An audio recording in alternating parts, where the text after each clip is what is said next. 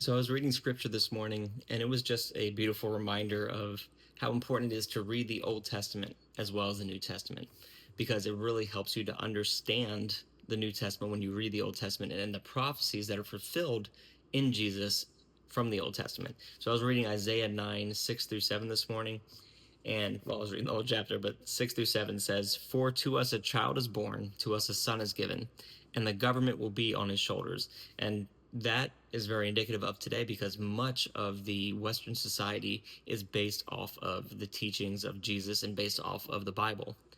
It goes on to say, "And he will be called Wonderful Counselor, Mighty God, Everlasting Father, Prince of Peace.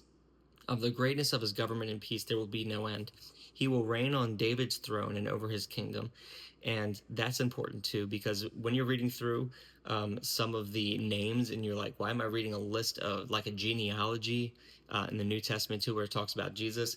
This is why it shows you how he came from David's line. It gives the genealogy from the house of David and then from David to Jesus. And it shows how this prophecy is being fulfilled.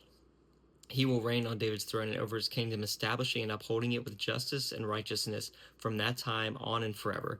The zeal of the Lord Almighty will accomplish this. So when you read things like that, it really just helps to bring that in perspective because, I mean, this was written 700 years before Jesus was born.